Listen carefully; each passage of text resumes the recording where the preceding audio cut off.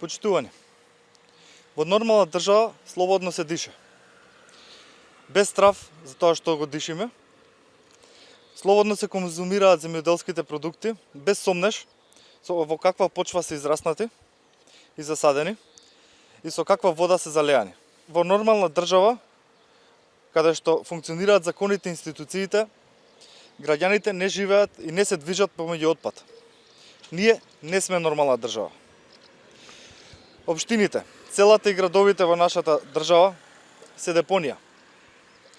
Отпад се остава насекаде, никој не се грижи за животната средина. Грижата за животната средина е индивидуална одговорност на секој од нас и воедно на институциите. Состојбата на одводните канали е многу лоша и е извор на болести и зарази. Воедно лошата состојба на одводните канали е причината за загадување на површинските води.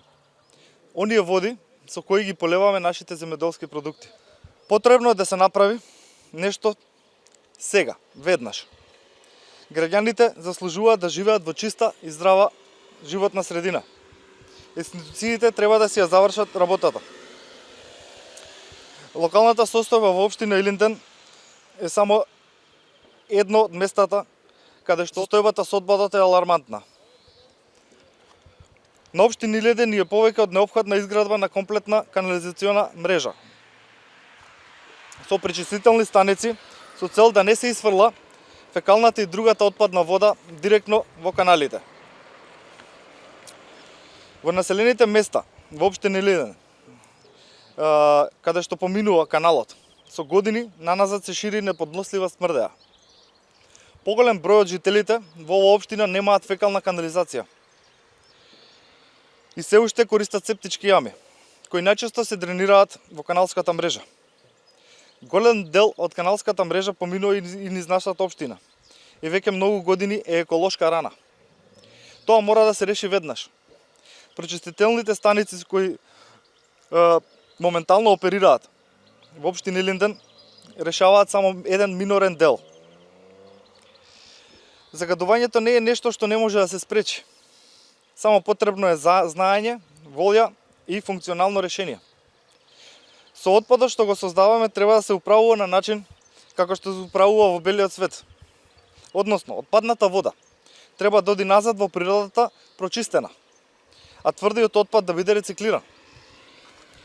Македонски концепт има проект, издржан концепт за справување со отпадот во Македонија. И решение за моменталната ситуација која бенефит ќе имаат сите, и граѓаните, и државата. Проектот Јавни работи за земја без ѓубре го етаблираме повторно. Предвидува симентално решение за неколку сериозни проблеми. Решавањето на проблемот со отпадот и истовремено можност за дополнителна заработка на граѓаните. Бенефитите од овој проект започнуваат од чистата животна средина, а продолжуваат со намалување на сиромаштијата. До нормална земја, без отпад, може да дојдеме заедно со граѓаните. И само така, во вид на волонтеризам, за оние кои што сакаат да волонтираат, и со финансиски надоместок за оние граѓани што сакаат да заработат некој денар плюс. Секој што е во можност, а пред се лицата во социјален ризик, секој што сака да си го дополни својот семеен буџет во слободното време, пензионери, планинари, ученици, ќе може со општествено корисна работа, платена или волонтерска, да придонесе за справување со енормниот проблем со несоодветното фрлање на ѓубре во природата. Суштинско во нашиот проект е вклучување на граѓаните, затоа што институциите потврлија. Системот не функционира. Проектот Јавни работи за земја без ѓубре е повеќе функционален и повеќе слоен. Справувањето со отпадот, со сиромаштијата, а и унапредување на капацитетите на локалниот туризам. Секој што е во можност, а пред се лицата во социјален ризик, секој што сака да го дополни својот семеен буџет во слободното време, ќе може да учествува. Тоа е нормална држава, кон која се стремиме како политичка платформа и за тоа се залагаме како кандидати за народни пратеници. Да создаваме заедно нормална држава со граѓаните, сите заедно.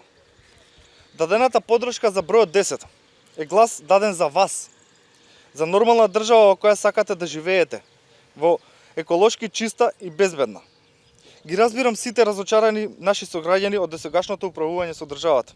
Да, во право сте. Во право сте со тоа што не сакате да одите на гласање. И тоа е начин на револт, го разбирам.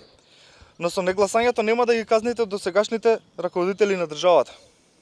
Туку со тој начин дозволувате некој друг да одлучи во каква земја ќе живеете вие и вашето семејство. Ви благодарам.